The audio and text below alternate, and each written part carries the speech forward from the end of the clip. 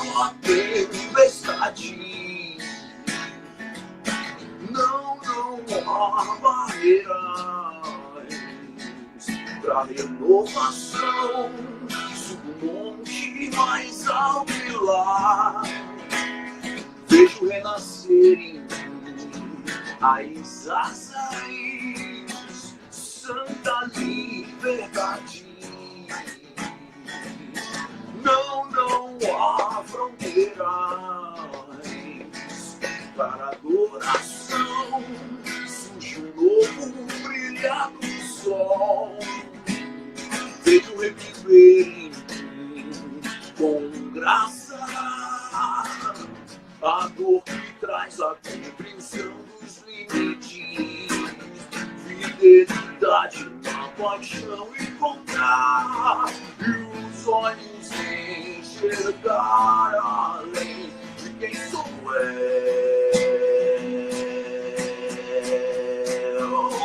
Tudo é seu, o mundo vai girando mais veloz. Eu ganho asas pra voar aos céus. O despertar da águia, despertar da águia. Tudo é seu, o mundo vai girando mais veloz. Eu ganho asas pra voar aos céus. O despertar da águia, despertar da águia. Voa, voa, voa, voa, voa, voa, tempestade. Não há barreiras pra renovação. Subo um monte mais alto e lá vejo renascer as asas, santa liberdade. Não há fronteiras para adoração. Surge um novo brilhar do sol. Veio reviver em mim com graça a dor que traz a compreensão dos limites. Fidelidade na paixão encontrar e os olhos enxergar além de quem sou eu. Tudo é seu, o mundo vai girando mais veloz. Eu ganho asas pra voar aos céus. O despertar da águia, despertar da águia. Tudo é seu, o mundo vai girando mais veloz. Eu ganho asas pra voar aos céus. O despertar da águia, despertar da águia. Voa, voa, voa, voa. Os que esperam no Senhor renovarão suas forças. Voa, subirão com asas como águias. Voa, voa, correrão e não se cansarão. Andarão Muito bom. e não se fadigarão, assim diz o Senhor. Amém. No Quarentena Bless. Muito bom, César. Amém. Que assim seja. Então, César, queria conversar contigo um pouquinho, queria que você desse a introdução do teu livro aí, para quem não conhece, eu acho que a maioria já conhece, que está aqui, é o livro Convergência, e a gente vai estar conversando um pouquinho sobre isso, sobre trindade, sobre unidade, comunhão. Queria que tu desse a introdução, falasse um pouquinho aí da ideia do livro, e a gente vai tocando a bola.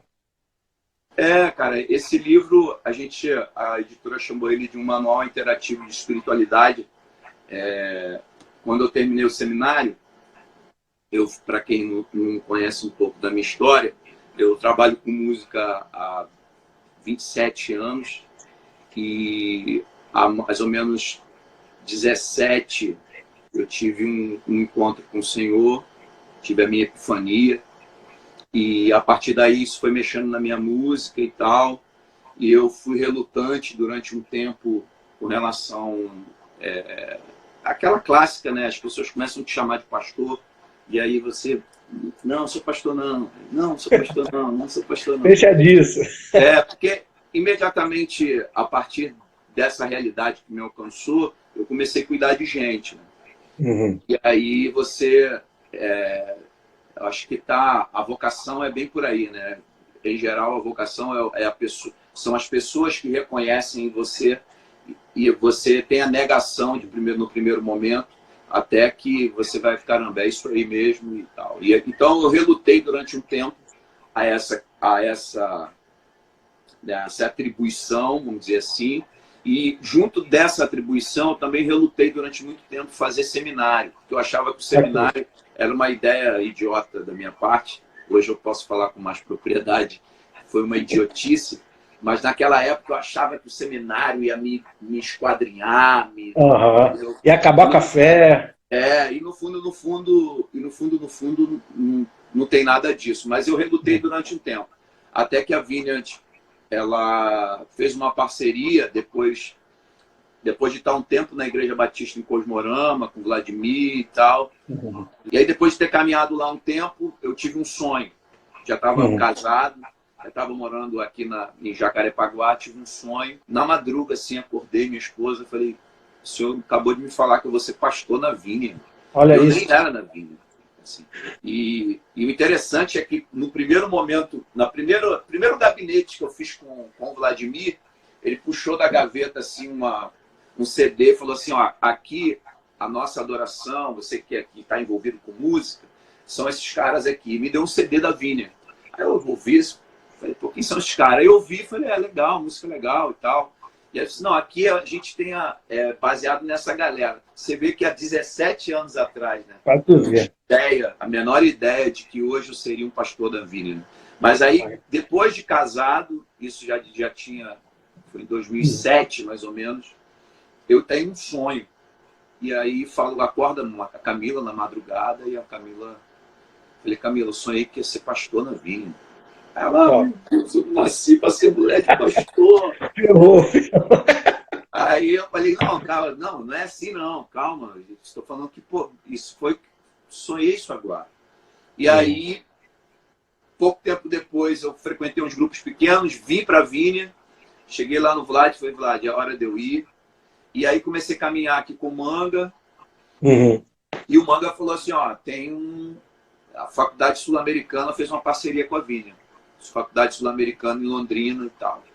E aí, como é que é? Aí eu fui olhar qual era da faculdade e aí inevitavelmente, eu ingressei. A pegada lá era bem de missão integral, algo que eu sempre achei que tinha muito a ver com a teologia do reino, que era a teologia da Vineyard.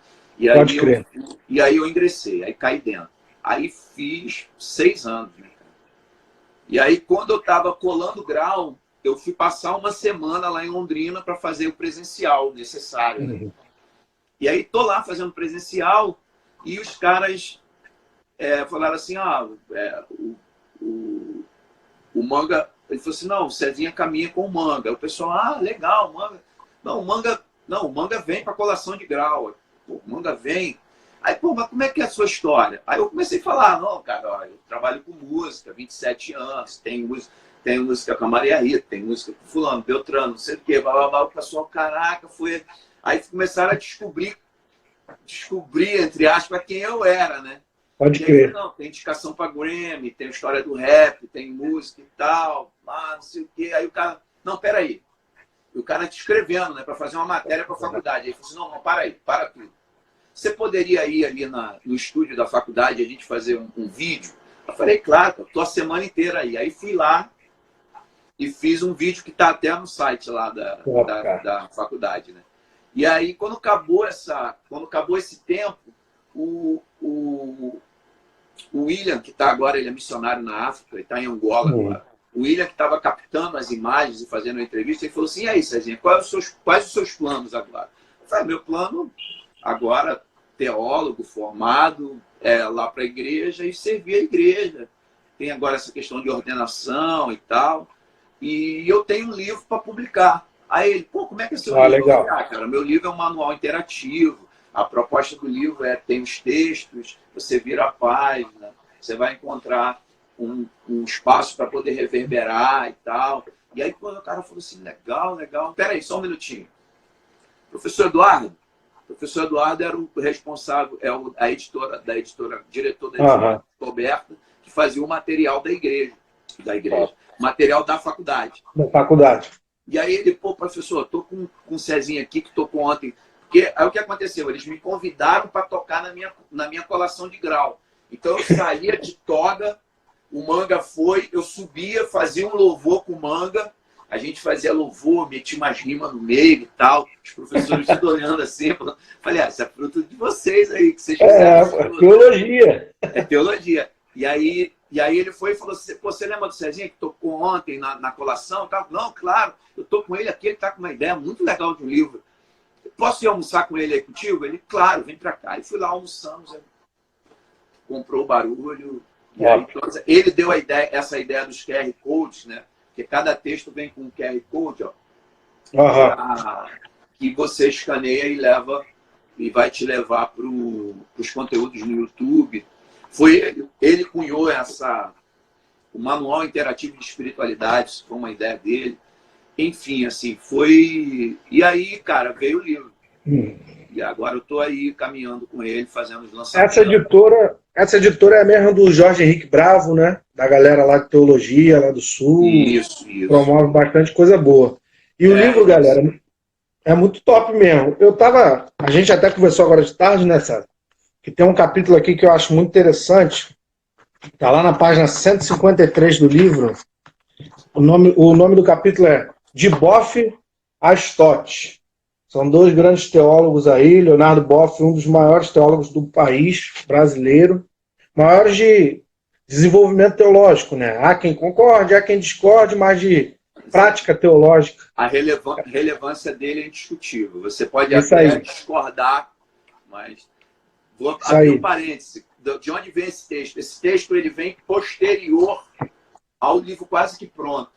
E quando eu fui para a colação de grau, volta aí o tempo. Estou chegando, pisei no Galeão, estou indo para Londrina. Pisei assim, quando eu piso no saguão do Galeão, que eu olho para a esquerda, quem eu vejo? Leonardo Boff. Que isso, cara. Encontrou o cara. Caraca, E aí eu tenho essa música, Despertar da Águia, né? Ele tem um livro chamado Despertar da Águia, que precede a Águia e a Galinha, que é o livro bem conhecido dele. Mas pouca gente fala do Despertar da Águia, que é o livro... Que é um anterior, né? Aí eu fui lá, né? Cheguei e falei, professor... Ô, professor, meu nome é César e tal, eu faço trabalho com música e tal, e assim, achei muito emblemático encontrar o senhor aqui, porque eu estou indo para minha colação de grau como teólogo, e eu admiro muito o senhor e tal.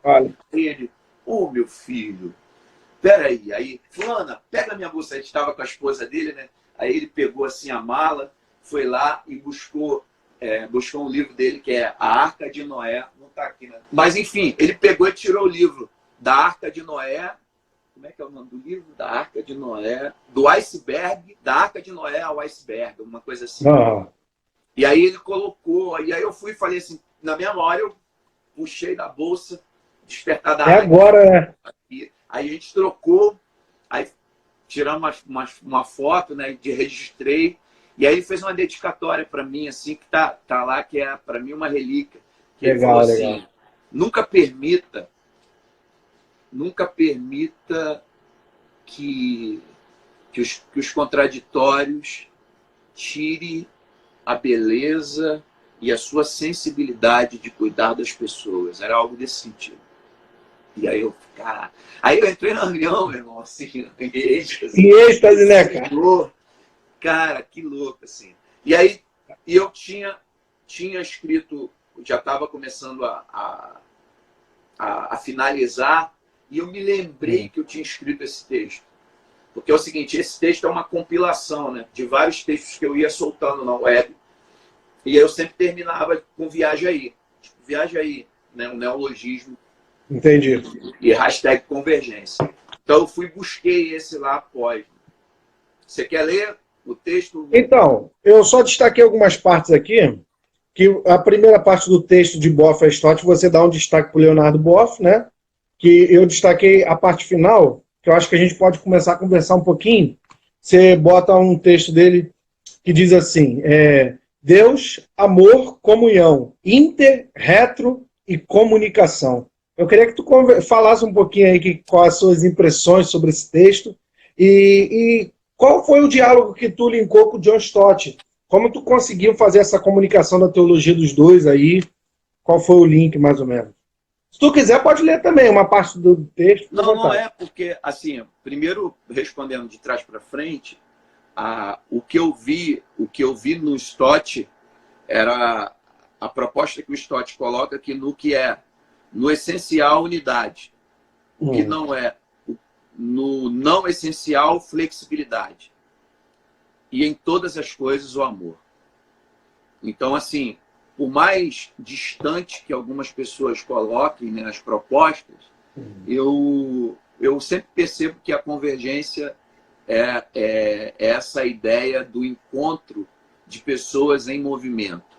Né? Eu sempre digo que convergência, ela não é ela não existe convergência quando algum dos objetos está estático, né? Quando alguém ou algum elemento está estático e eu vou ao encontro dele, isso não é convergência. O que é a convergência? O que determina a convergência é estarmos em movimento. Então, eu hashtag tenho dito, né, movimento de convergência é um movimento necessariamente de santidade. Porque a convergência ela vai se dar em Cristo, porque todas as coisas convergem em Cristo. A centralidade da minha caminhada está em Jesus. Jesus é o fator central e todos os planetinhas existenciais orbitam em volta de Jesus. Então, o planetinha afetivo, o planetinha acadêmico, o planetinha familiar, o planetinha eclesiástico, o planetinha... Todos os fragmentos, a gente orbita em volta dessa centralidade que é Cristo. Quando eu obtenho essa centralidade em Jesus, eu assumo uma condição de bondade que não pode, não deve, não é compatível ser estática. Ela não pode ser estática. Então, assim, a minha condição de bondade vai me catapultar para um movimento de santidade. Então, santidade é um movimento, bondade é uma condição. Entendi. Santidade é um movimento de quem adotou a bondade como condição. Isso tem a ver, César, que você está falando com uma caminhada, com estar no caminho, com seguir o caminho do Evangelho, com não ser nunca parado e a vida ser sempre uma sucessão de fatos dentro do caminho? O que tu acha disso aí? Exatamente. E assim, é um constante reavaliar, porque agora eu tenho um referencial. Então, assim, a minha condição de bondade, ela não está inerente ao meu ser. Ela não surgiu de mim do nada. Eu encontrei a referência é Jesus. Por quê? Hashtag tenho dito, o único ser humano, isso eu aprendi com o André Michelin. Michelin, ele fala uma parada muito maneira. Ele falou o seguinte, cara, o único ser humano que habitou nessa dimensão foi Jesus de Nazaré. Todos nós somos criaturas. Então, assim, nós estamos aprendendo a ser humano com Cristo. Então, o referencial, o gabarito, a personificação dessa trindade agora humana, ela apresenta para mim um processo, e eu não sou a quarta pessoa da trindade. Perfeito. É importante se frisar. É. Então, assim, quando eu encontro o referencial do ser humano que eu nasci para ser, e eu reconheço que estou inacabado, que eu estou em processo, e esse ser humano que eu nasci para ser é Cristo, eu estabeleço em mim a condição de bondade que automaticamente me posiciona para o processo de santidade. Então, assim, Entendi. eu encontrei a referência, eu encontrei o gabarito. E aí eu não preciso de padre, bispo, pastor, xamã, guru, ninguém que venha me dizer um conjunto de regras, porque agora eu tenho um espírito que ele me prometeu que assim, um bagulho muito doido. Ele prometeu que muito se eu bom, cresse que ele ressuscitou dentre os mortos, o espírito dele ia morar em mim, ia começar a dizer para mim tudo que diz respeito ao César que eu nasci para ser. E tudo que não tem a ver com o César que eu nasci para ser é a expressão de que eu coloquei um monte de coisa para dentro que não foi Deus que criou. Pode crer. Isso tem muito a ver com o momento de agora. Eu estava dizendo numa live mais cedo, eu acabei entrando numa live, foi por acaso, assim, um irmão que eu fiz uma participação no disco dele, lá de Sergipe, né, de Aracaju, o Peterson. E eu estava dizendo para ele, porque assim, as pessoas estão acostumadas, estão acostumadas a falar assim, não sei se você já ouviu isso, não, porque Deus enviou Deus enviou esse vírus para não sei o quê, porque Deus fez. Na boa, cara, Deus não fez. É um absurdo. Deus não fez isso. Assim, é um absurdo. O que acontece? O vírus é desdobramento de uma dimensão caída. Isso. Carlos e abrolhos. Cara, é mais um elemento. É o desdobramento da maldade, né? Do distanciamento, da queda, do período que a gente está após a queda. Agora, o que eu vou convergir com eles, eu vou em convergência, é o seguinte: que todas as coisas cooperam para o bem daqueles que servem a Deus. Que quando Deus se personificou em Jesus, quando Deus fez a quinoses, né? Quando Paulo fala ali na carta aos Filipenses, no capítulo 2, versos 5 a 8, seja a nossa atitude a mesma de Cristo Jesus, que embora sendo Deus, não achou que fosse algo que deveria pegar-se, mas se esvaziou-se de si mesmo, ou seja, fez uma quinoses e tomou forma humana. Que essa forma humana de Jesus vem agora a estabelecer uma relação de melhor percepção do que é ser humano. Perfeito. E aí eu dizia para ele, quando eu entendo isso, o que vem junto dessa realidade personificada é o seguinte: eu venci o mundo. No mundo você vai ter aflições. Aí eu disse para ele, você pode tirar as aflições e colocar no mundo, você vai ter coronavírus. Você pode tirar assim, você pode botar pontinho, pontinho, pontinho e ir colocando tudo que é problema. Porque, consequência do nosso distanciamento.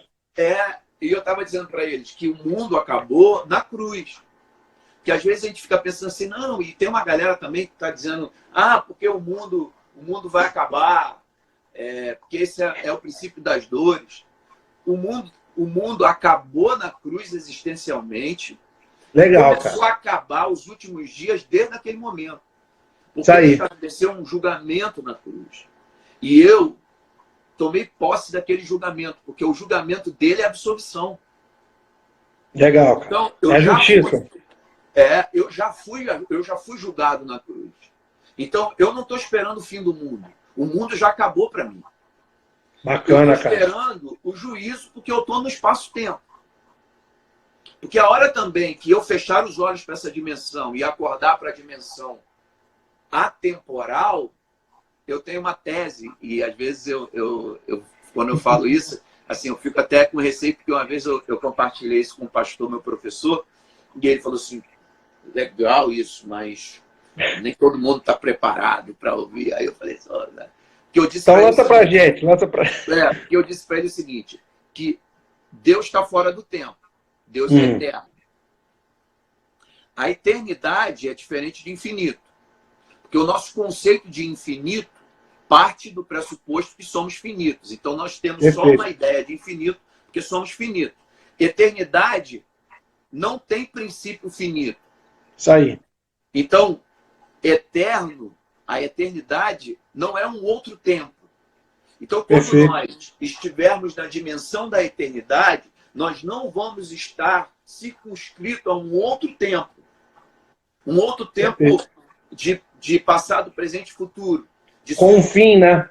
De substituições do presente, como diz Agostinho, né? Eu chego no presente, o presente precisa morrer para virar passado e eu fico esperando o futuro. Mas o futuro nunca vai chegar, porque quando eu chegar no futuro vai ser presente. E o passado também, ele é algo de se olhar, mas os orientais, né, eles não enxergam o futuro para frente. O olhar do oriental é para o passado, eles ficam de costa para o futuro. Porque o futuro eu não sei qual é. Aí. Ele olha para o que passou. Eu olho para o que passou, porque o que passou é história. Aí. Dá para tu ver. Então, o que acontece? O eterno é a ausência de tempo. E essa ausência de tempo me leva a crer que quando eu fechar os olhos para essa existência e abrir os olhos para a realidade eterna, eu vou abrir os olhos para o dia do juízo. Top. Perfeito. Entendeu? Perfeito. Porque se não há tempo, se Deus se personificou em Jesus, entrou no espaço-tempo, marcou um zero no tempo. Isso é muito importante, né, de se pensar, porque o Deus atemporal, Jesus estava na atemporalidade, nessa condição fora do tempo. Nessa condição de ausência de tempo. Quando a Trindade está lá. Quando ele se personifica e vira pessoa e entra no tempo, ele marca um zero no tempo. Olha nós aqui, 2020 anos depois de Cristo. Pode crer. Então ele zera a humanidade como um Cristo histórico. Só que ele vive 33 anos, morre e ressuscita no terceiro dia. Quando ele ressuscita, ele volta a ser atemporal. E aí ele marca um zero no tempo, como um Cristo histórico, 2020 anos, mas ele marca um zero no coração de todo aquele que nele crê. A ressurreição, né? A ressurreição. Então ele zera a humanidade historicamente, com historicidade, factual, porque ninguém pode duvidar de que Jesus existiu, mas ele zera os corações na percepção de um Deus, de um Cristo eterno. Top. Então ele, como diz a música do Crombie, né? Eu vivo a eternidade do meu dia a dia. É o eterno agora, César? É o eterno agora. Eu não morro mais. Isso tá é uma certo. paz absurda. Porque aí você vai atravessar esse contexto agora contraditório, assim, primeiro com uma consciência de que Deus, ele não me dá privilégios porque eu sei de tudo isso. Ele é misericordioso e ele tem um plano.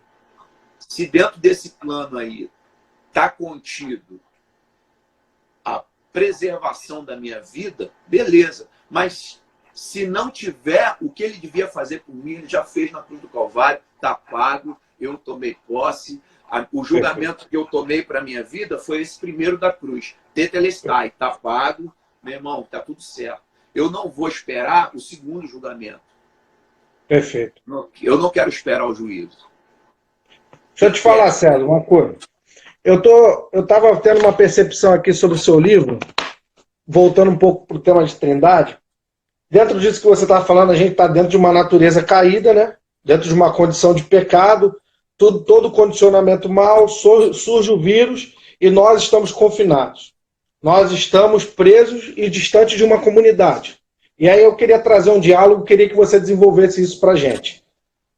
A Trindade, ela é uma eterna comunidade. Pai, Filho e Espírito Santo estão em comunhão e a humanidade é chamada para isso, para aprender a ser o que é família, para aprender a ser o que é a comunidade, a ter comunhão.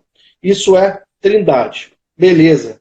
E hoje, nós, dentro das nossas casas, estamos passando por um problema, uma questão de solidão, de abandono, de distanciamento, onde a gente não consegue mais se tocar, se abraçar, se beijar, não consegue ir na rua. A gente está perdendo o básico da vida, que é pegar o carro, ir para a praia e caminhar. A gente não tem mais esses direitos, então a gente está sentindo a falta da comunhão e da comunidade, sentindo a falta de ter a comunhão com os outros. o que nós podemos trazer para dentro dessa realidade caída, de condicionamento mal, o que nós podemos trazer para ela da eterna comunhão da Trindade? O que nós podemos aprender? O que tu acha aí que dá? Eu acho que a gente está passando por um momento de divisão, um divisor de águas, né? Assim, a proposta de Jesus, a proposta da fé cristã, é de que os nossos laços sociais eles estivessem marcados pelo afeto. A grande questão é que os nossos laços sociais, durante a história, eu estava assistindo uma aula de um amigo psicanalista, o Jairo, que ainda está fervilhando assim, em mim. E ele estava falando sobre essa questão de como os laços sociais eles sofrem a influência da cultura. Então, uma cultura capitalista, ela que foi fomentada por essa revolução industrial, assim, para a gente ser bem, a gente não ir muito lá atrás, né? Uhum. A gente teve a revolução industrial e a gente tem agora a revolução tecnológica. Na revolução industrial, o capitalismo ele fez com que os laços sociais eles estivessem baseados no consumo e aquilo que você consome é quem você é. Certo. Isso gerou uma obsolescência. Tudo ficou obsoleto. Obsoleto no sentido de coisas que você tem agora os produtos, e os produtos eles precisam de atualização e eles foram feitos descartáveis. Né? Eu acabei de comprar uma geladeira. A geladeira anterior, eu comprei. A anterior foi do meu casamento. Eu fiz 13 anos de casado, vou fazer 14 agora. Legal. Então durou 14 anos. Antigamente você tinha aquela geladeira que durava muito mais tempo. Aí. Então as coisas elas são feitas agora numa perspectiva capitalista de descarte. E aí, junto desse descarte, veio o descarte humano. E as pessoas se tornaram descartáveis. Então, assim, a gente está vivendo agora um neocapitalismo com um salto tecnológico, com essa revolução industrial, revolução tecnológica. A gente teve a revolução industrial, que já veio batendo forte com essa ideia capitalista, e agora a gente tem a revolução tecnológica com uma perspectiva neocapitalista, de cada vez mais descarte das pessoas. A comunhão, e aí eu acredito que esse é o cerne da questão, né? Durante muito tempo a gente operou dentro desse sistema capitalista, e principalmente o contexto eclesiástico de ser, onde o templo ele virou um local sacralizado, onde o prédio, né? Se espiritualizou muito o que é material. E a proposta de Jesus nunca foi e nunca será que nós venhamos espiritualizar o que é material. Olha, esse livro é santo. Olha, essa casa é santa. Vamos orar o seu carro. Vamos para o templo do Senhor e tal. Nunca foi isso. A proposta de Jesus é que nós materializássemos o que é espiritual. Então, vem comigo. Não é espiritualizar o que é material, mas materializar o que é espiritual. Então, por quê? Porque Deus, que é espírito, se fez pessoa. Que Deus, que é espírito, virou gente para mostrar para a gente que a gente precisa ser gente como ele era gente. Muito bom, cara. Muito e bom. Assim, o que nós nos tornamos a partir de então? Nós nos tornamos a materialização desse Deus trino. Nós somos Deus que pega, Deus que abraça, Deus que toca, Deus que se compadece, Deus que fala. Nós somos a materialização desse Deus trino. Porque Jesus falou que o Espírito dele ia morar em nós e ia dizer para nós tudo aquilo que a gente precisava dizer. Né? Deixa eu só dar uma vírgula aí. Claro. Deixa eu só colocar uma vírgula nesse papo bom que tu está dando. A palavra, você está falando que tudo que é espiritual tem que se materializar. Isso é tão sério que até aquilo que Deus fala se materializa, que é a palavra. Então, aquilo que nós falamos como seres espirituais tem que vir a se tornar objeto da nossa vida, né? Prático. E aí vem mais ainda, porque outra coisa que é interessante, o que eu vou falar, sempre quando algo parece estar muito próximo de uma heresia, ele é muito real. Ou ele é heresia mesmo. Ou ele sai de ver. O que eu vou falar agora é algo assim que está muito... Língua pra caraca. Tá batendo ali. Nunca foi propósito de Deus que a palavra dele fosse confinada num livro. Entendi. A palavra de Deus é uma pessoa. É uma encarnação. O livro aponta para essa pessoa. O livro diz respeito a uma pessoa. Isso é uma opinião, né? Isso eu ouvi de um amigo também. Nunca foi, eu creio que nunca foi propósito de Deus que a palavra dele virasse um livro, que fosse o livro mais vendido do planeta. Entendi. Que fosse transformado num comércio. Então palavra é viva. Essa palavra é viva. Tanto é que Jesus, que é aquele que afirma essa palavra, que vem cumprir, né, tudo que essa palavra aponta para ele cumprir, ele diz o seguinte, existe um aspecto aí que é muito prático, do conhecimento e prático. Deixa eu ver se eu estou entendendo e se eu estou de acordo. O objetivo de Deus sempre foi a gente receber a palavra, que é Cristo, e uma vez salvo e remido, transformado por essa palavra, encarnar na nossa vida, na nossa existência, essa palavra, e vivê-la, e testemunhá-la, e compartilhar ela. E isso era o que acontecia também no texto. Isso era o que acontecia nas comunidades primitivas. Eles falavam do que Cristo fez e viviam o que Cristo pregou. Só que, eu acho que eu concordo com o que tu está dizendo, foi necessário a encadenação disso aqui para que a gente não perdesse um pouco da essência. Porque a gente perdeu o fio da meada na história. A gente esqueceu qual é o objetivo, que é encarnar a palavra que é Cristo. Exatamente. E aí, quando o Boff fala aqui na citação do meu livro, quando ele diz que Deus é um Deus amor, mas um só Deus, ou seja, não três deuses, um só Deus, amor, comunhão, retro e comunicação. Um Deus que se comunica, um Deus que se permite ver, um Deus que se permite tocar, um Deus que não é esquizofrênico, como diz o Legal. O que ele fala, ele faz. Eu sei como Deus fala, eu sei como Deus age, eu sei como Deus abraça. E aí eu acho que esse momento agora de distanciamento, mas não de falta de reflexão, está fazendo com que a gente venha traga a gente para uma maturidade dessa realidade. Legal. De que eu preciso comunicar melhor. Porque muito mais importante do que a minha capacidade de comunicar é o objeto da minha interlocução. De que adianta eu vir cheio de teologia, cheio de filosofia, cheio de coisas rebuscadas e apresentar aí, viaja aí para a galera, e a galera não viajar porque ela não tem atributos para viajar. Não tem sangue na coisa, né, cara? Não tem vida.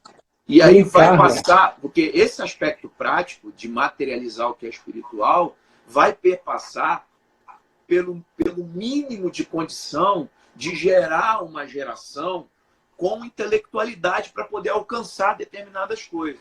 Legal. Então, assim, eu não sou só o acadêmico que vou falar para quem entende. Eu preciso ser o acadêmico, sim, para estabelecer a interlocução com aquele que não entende nada. E aí eu vou estabelecer um Pentecoste. E aí eu sou pentecostal.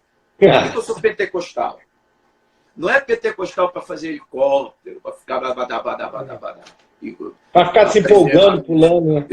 Eu vou ser pentecostal para estabelecer uma linguagem que seja acessível.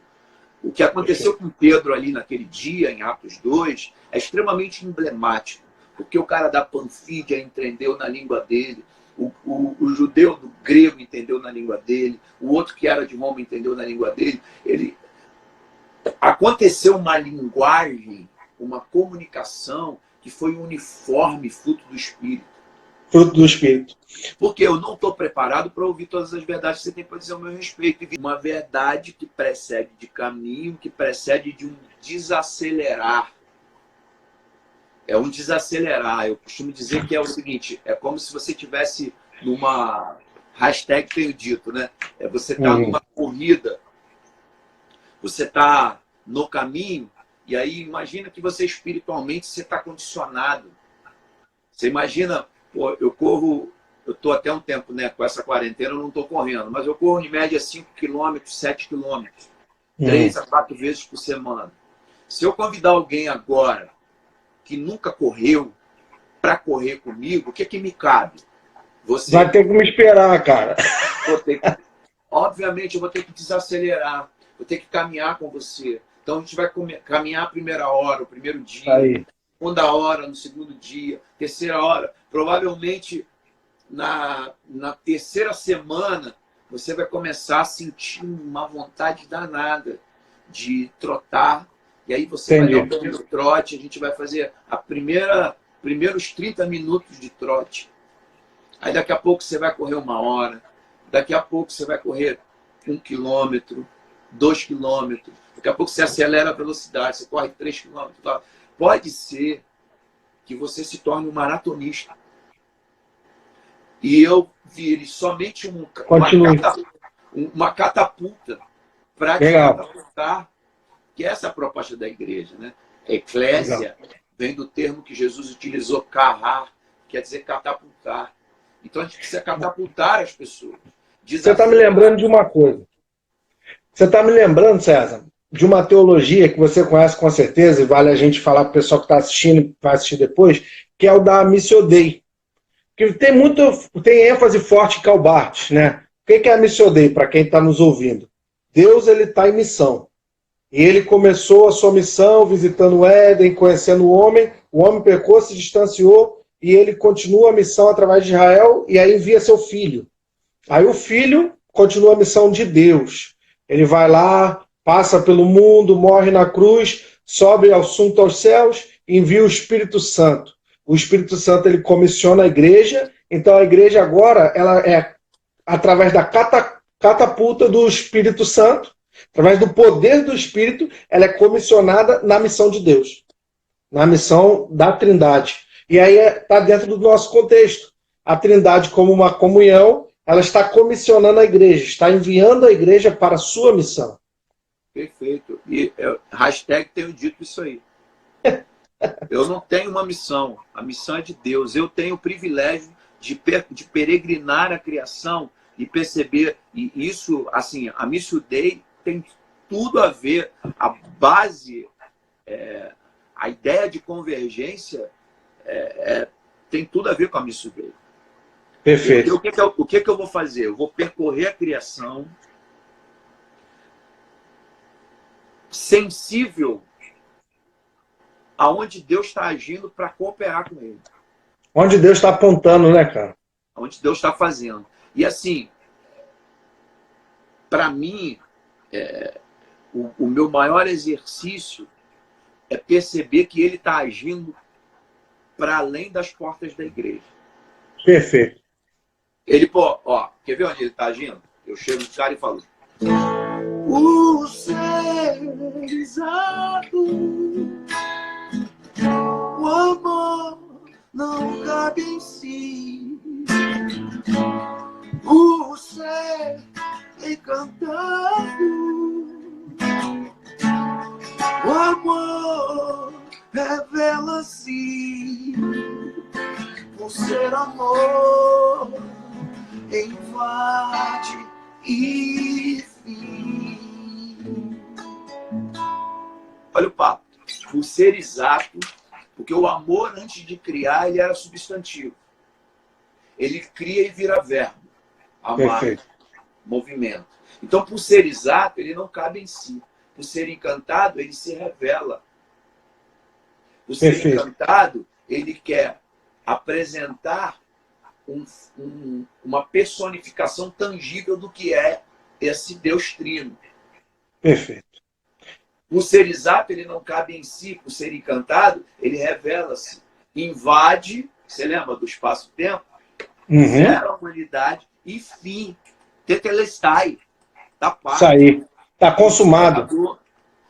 E quem cantou isso aqui não foi um teólogo protestante, nem tampouco foi o Djavan. Então, assim, perceber onde Deus está agindo para ser co-participante. Co-participar é participar com, ser correspondente. Porque quando eu entendo a graça, eu entendo para ser correspondente. Entendi. Quando eu entendo que não tem mais méritos no feito de Jesus, que nada do que eu possa fazer vai aumentar o que ele fez por mim na cruz, quando eu entendo que nada pode me separar do que ele fez na cruz, que também não tem deméritos, então não há méritos, não há coisa que eu faça. Isso aí. E quando não tem deméritos, também não tem nada que me separe. Então, assim, pô, caramba, e agora? Porque Perfeito. quando as pessoas realizam essa realidade da graça, elas ficam meio sem saber, porque elas operaram durante muito tempo. É entender, César. De troca. É entender que a partir da cruz, a partir da crucificação e do que você disse aí, está consumado, é um restart em tudo, cara. É uma reinauguração de todas as coisas. É o que você falou lá no início, no primeiro episódio aqui da live. Você falou assim, ó, quando ele disse está consumado, quando ele morreu na cruz, ele reiniciou tudo, esse mundo já começou a morrer e o novo já começou a ser estabelecido. E isso daí é estabelecer a vontade da Trindade, a comunhão da Trindade, a missão da Trindade. Esse mundo de pecado está morrendo, vai passar, e o mundo vindouro vem sendo estabelecido aos poucos, ele vem conquistando terreno, ele vai entrando. É por aí, César? Por aí, e mais ainda, vou levar a gente mais fundo nesse negócio. Mais profundo ainda. Vamos embora. Se a gente não tiver, se a gente operar nas repetições, que eu acho que é muito isso que veio acontecendo, e esse momento agora também é um divisor de águas, a partir com a ideia de que a gente precisa agora detonar com as repetições. A gente precisa trazer as coisas para o cerne. Durante muito tempo nós operamos numa espiritualidade de troca, de causa e efeito, obrigação e bênção, pecado e maldição, que não tem nada a ver com a graça. A lógica de Jó, né? Isso, muito tempo. E isso levou a se desenvolver um ideal teológico de queda o tempo inteiro. As pessoas estão muito preocupadas com o pecado, com a queda, com a queda, com a queda. E as pessoas só falam em queda. Uhum. E pouco se fala da criação. Porque o que precede a queda é a criação. E para que houvesse criação, para que houvesse o haja luz, houve o haja cruz. Houve então, redenção. A cruz precede a criação. Porque o cordeiro foi imolado antes da fundação do mundo. Isso aí, então, para que houvesse tudo que há, houve uma decisão de Deus. E aqui eu gosto de fazer um teatrinho, que eu sempre já fiz esse teatrinho. Na verdade, eu aprendi essa historinha com Ari. Ah, conheço. Conta aí pra gente. Ele fala assim, ele diz o seguinte, a Trindade, né, esse Deus que é amor, como o Boff fala, um só Deus, que é amor, comunhão, retroalimentação, retrocomunicação, um Deus que, como diz Stott, que a gente está indo de Boff a Stott, no essencial é unidade, no que é não essencial, flexibilidade para que a gente caminhe, mature em amor e que a verdade se estabeleça, porque em todas as coisas o amor há de prevalecer e gerar vida. Esse Deus, quando ele começa a dialogar, esse Deus trino, Deus Pai vira, por ser exato, ele não cabe em si, por ser encantado, ele revela-se, e aí ele vira para o Espírito Santo e fala assim, cara, vou criar. Vira para Jesus, vou criar. Passamos.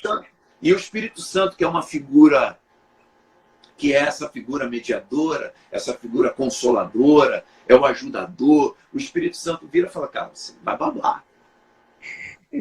Não, cara, pulseirizar o amor não cabe em si. Vamos trazer alguém, como diz como é que é José de Capanema? Ele diz que a Trindade é uma dança entre o Pai, o Filho e o Espírito Santo. E quando eles estão nessa dança, ele, cara, tá muito legal essa dança, vamos trazer mais alguém para cá. E somos nós. A humanidade. Entrar na dança. E aí ele fala, vamos criar pro cara. Vou criar, cara. E aí o Espírito Santo fala assim, cara, vai babar, tu vai botar o nosso poder de decisão neles. A hora que você botar o nosso poder de decisão neles, eles vão decidir contra nós. Aí Deus, cara, você tem razão. Você vai botar o nosso poder de decisão neles? Pergunta o Espírito Santo. E Deus fala assim, irmão, isso é ponto pacífico. Eu não faço marionetes. Eu não faço robôs. Para que a gente crie, a gente precisa colocar o nosso poder de decisão nele. Vamos fazer da nossa imagem, a nossa imagem e semelhança. Vai babar. Porque a hora que eles decidirem contra nós, eles vão deixar de existir. Porque só existe vida em nós. Isso aí, cara, isso aí. Aí Deus fala, você tem razão. Mas a gente pode bancar esse negócio. Aí o Espírito Santo fala, não, mas bancar essa parada é muito caro. Porque eles não têm capacidade de vivenciar segundo a nossa justiça. Eles vão ser fulminados. Para bancar o que você está querendo fazer, papai. Ô, papai. Para bancar isso, um de nós vai ter que ser como eles. Um de nós vai ter que entrar na história como eles, para que eles percebam que eles têm limitação dentro da história. E um de nós vai ter que ser igual a ele, morrer a morte dele. Para que haja criação, manutenção e redenção de tudo isso que está se propondo a fazer. Nessa hora, Jesus, que estava do outro lado, ouvindo toda a conversa, diz assim, levanta o dedo e fala assim, eu vou. E aí Jesus, que era o Filho do Deus vivo, o Filho do homem, passa a ser o Cordeiro de Deus que tira o pecado do mundo. Top, cara. Muito e aí bom. Acontece a criação. Muito bom, cara. Então, eu queria fazer um comentário, César. O Cordeiro. Comentário que eu queria fazer. Já só passou um negócio aqui na rua agora. Eu achei muito interessante que você falou sobre a imagem, e eu queria trazer a reflexão da Imago Dei, que a gente trabalha na teologia, né? Que é, o que é a Imago Dei? É a imagem do Deus Criador em nós. Quando Deus nos dá o dom da racionalidade, que nos difere dos demais animais. Os demais animais, eles trabalham com instinto, eles são programados para fazer o que eles fazem. Nós não. Nós temos a racionalidade, a razão, o poder de escolha e o poder de criação. Deus nos dá 2 dons que são dele.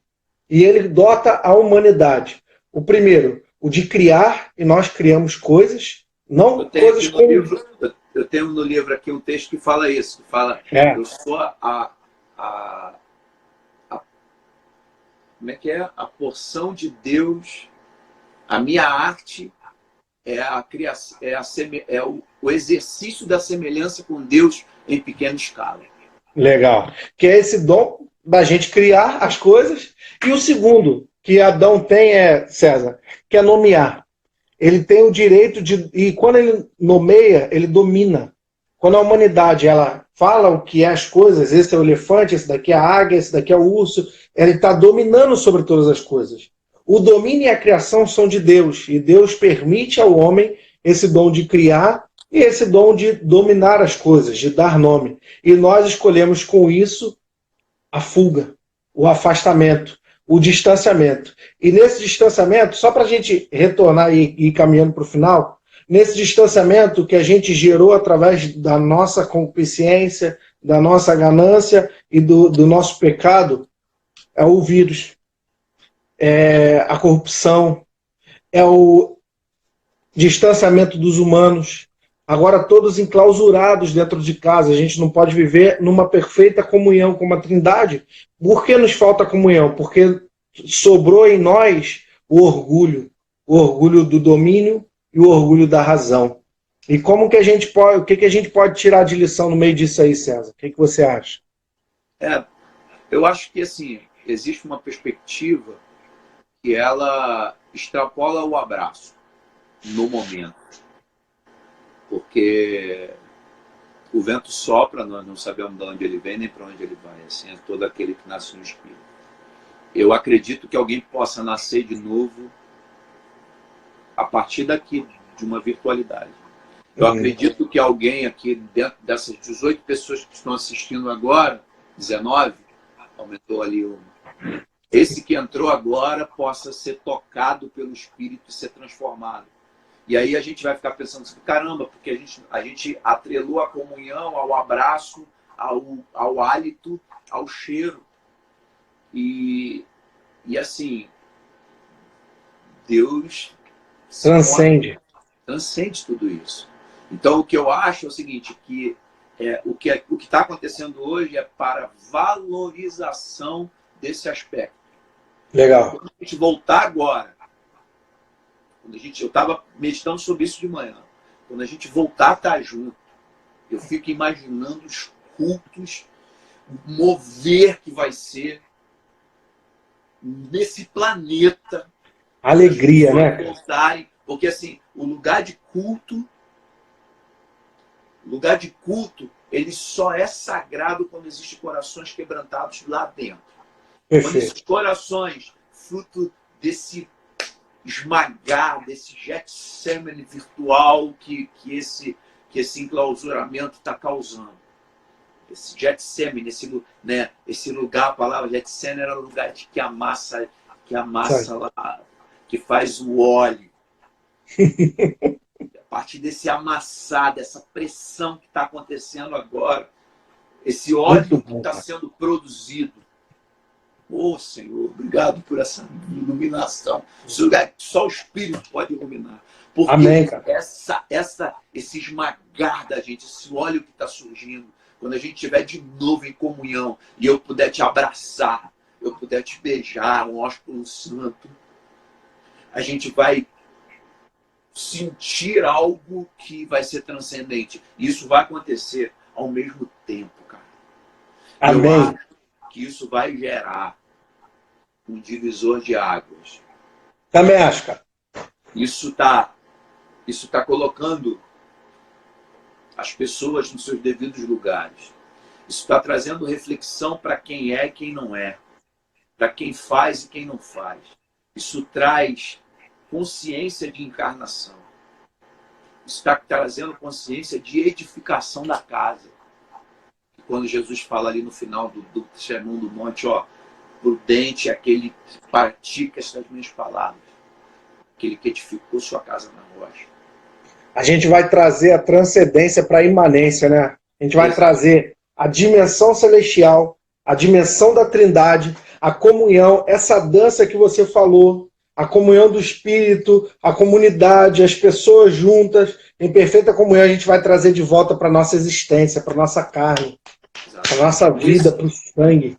E nesse momento de extrema importância, porque eu estou aqui, cara, eu agora aqui comecei a live, cheguei aqui, eu liguei o ar-condicionado. Eu vim do mercado. Eu pude comprar água, pude comprar pão. Só que eu sei que tem um monte de gente que não está. Eu sei do meu privilégio de estar aqui, da forma que eu estou. E esse privilégio, ele precisa me constranger. E eu me sinto constrangido. Então hoje, a gente precisa agir. Convido as pessoas a assistirem a live de amanhã com o Vlad. Porque amanhã a gente vai falar do projeto Casa Semente, lá no Lixão de Gramacho. Eu vou agora, depois que acabar essa live, eu vou postar o vídeo da arrecadação. O que está acontecendo? O consciente coletivo, ele está sensível. Campanhas que a gente fazia, cara, tipo, pô, aqui na Vinha Rio, nós somos uma comunidade muito pequena. Eu sempre digo pro Vlad, nós só temos 5 pães e 2 peixes. E a gente vai dar 5 pães e 2 peixes porque a gente crê que o Senhor multiplica. E Ele sempre multiplica. Então, aqui na Vinha Rio, a minha mulher, ela é a catalisadora, é ela que manda e tal, manda para os grupos, e a gente faz o que a gente pode para ajudar a instituição séria que é a Casa Semente, que é um projeto que faz educação integral lá dentro do lixão de Gramacho. E os caras, Legal. o pessoal da Redenção, lá do Vlad, eles fizeram agora uma campanha para comprar kits de água, porque é o seguinte, irmão, tem que lavar a mão. Mas como é que tu lava a mão num lugar que não tem água? Cadê o álcool? Não tem, irmão. Tem álcool, tem que lavar com álcool gel. Legal, É. né? Não tem comida, amigo. Vai ter álcool? Então, assim, são realidades que elas... eu não quero ser um filantropo. É uma realidade que ela precisa estar sensível. E eu acho que a gente está vivendo essa possibilidade agora. A gente está vivendo uma nova realidade que vai fazer com que a gente, como igreja, esteja sensível nesse momento para essa realidade e que a gente possa fazer o que a gente...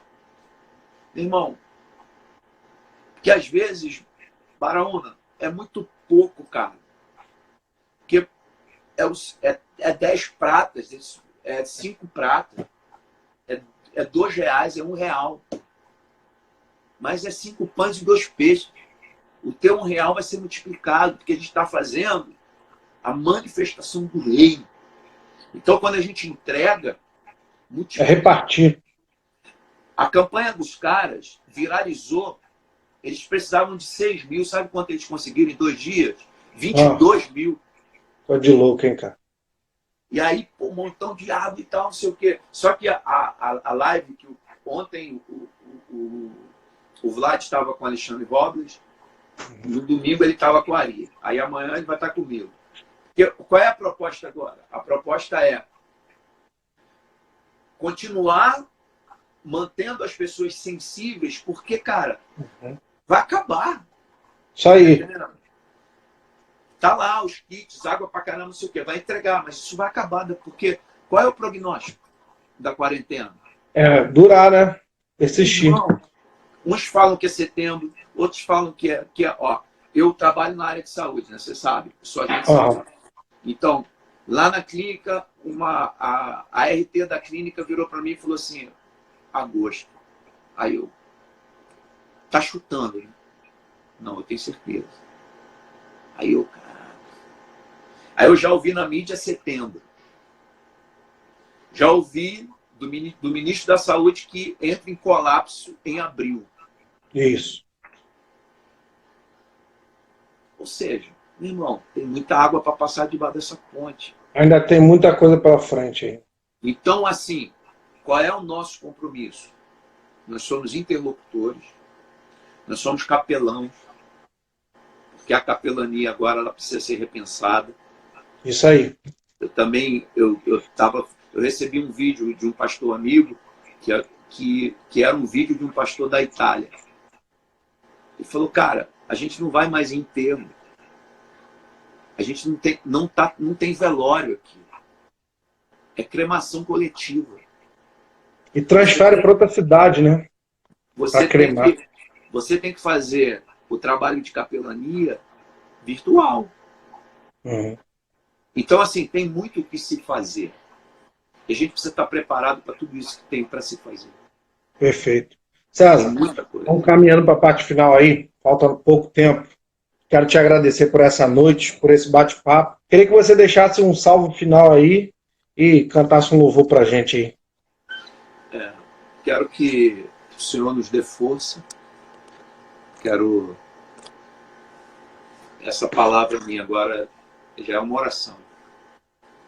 Que a gente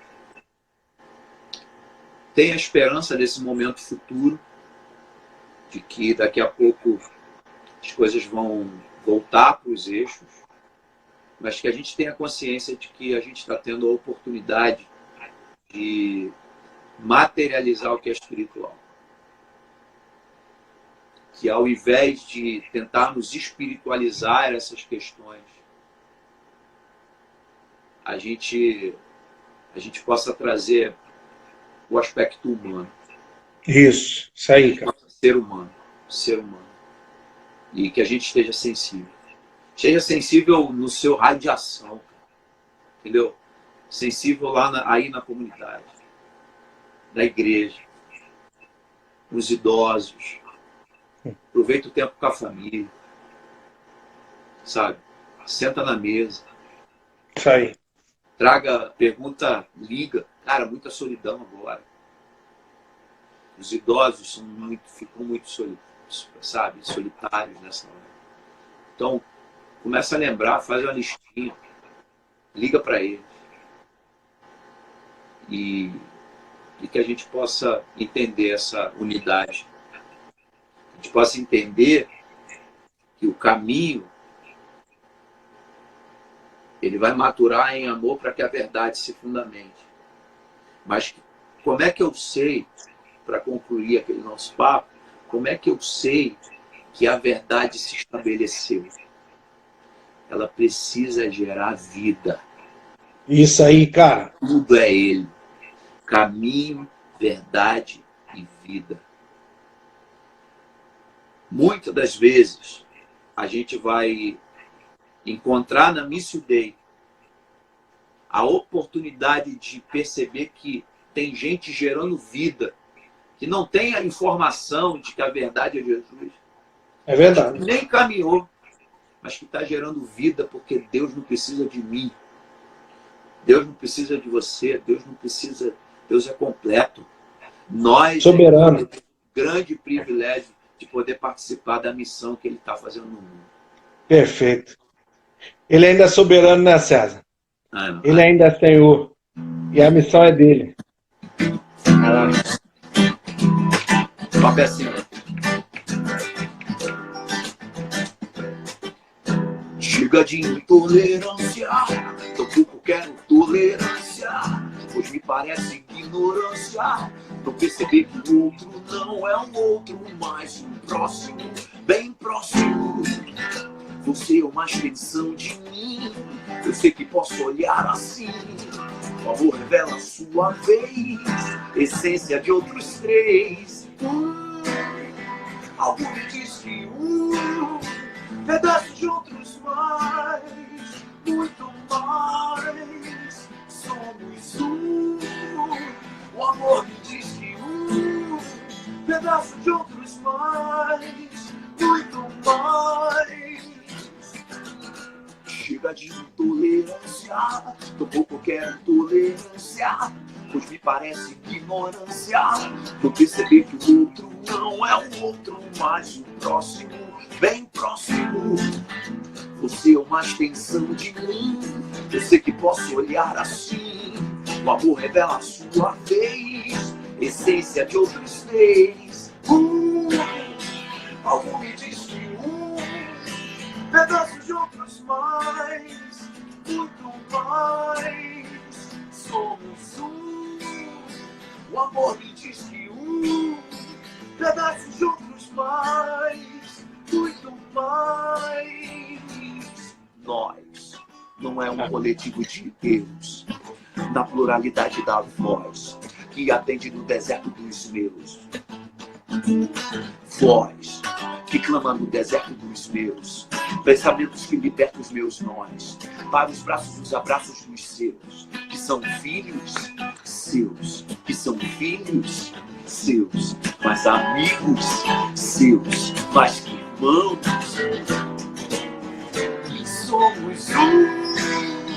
Algo me diz que pedaço de outros mais, muito mais. Somos um. O amor me diz que pedaço de outros mais, muito mais. Somos um. Amém, César. Pedaço de outros mais, muito mais. Muito top. César, eu quero te agradecer. Beijo no teu coração, meu irmão. Obrigado pela sua amizade, obrigado pela sua vida, obrigado pelo seu ministério. Que Deus guarde a sua família nesse tempo. Que Deus continue te usando lá na sua igreja. Deus te use para ministrar, para curar e para ajudar muitas pessoas, abençoando através da Missio Dei. Valeu, meu irmão. Queria que tu encerrasse fazendo uma oração por nós aí. Pode fazer essa oração? Já é. Senhor, muito obrigado, Pai. Muito obrigado pela comunhão, pelas pessoas as quais o Senhor trouxe aqui. Muito obrigado pela oportunidade de poder comungar, pela virtualidade, mas poder te sentir de forma tão intensa a tua visitação, a condução em tudo aquilo que nós pensamos e que tudo isso se transforme em prática, Pai. Nos ajude a praticarmos o conhecimento de quem o Senhor é. Nos ajude a construir essa casa nessa rocha, porque o Senhor nos disse, Pai, que haveria tempestade, que soprariam os ventos. Os ventos estão soprando, Senhor. A tempestade está aí. Nós estamos muitas das vezes com medo, com receio, com ansiedade, mas o Senhor também prometeu que se praticássemos, essa casa não ia ruir.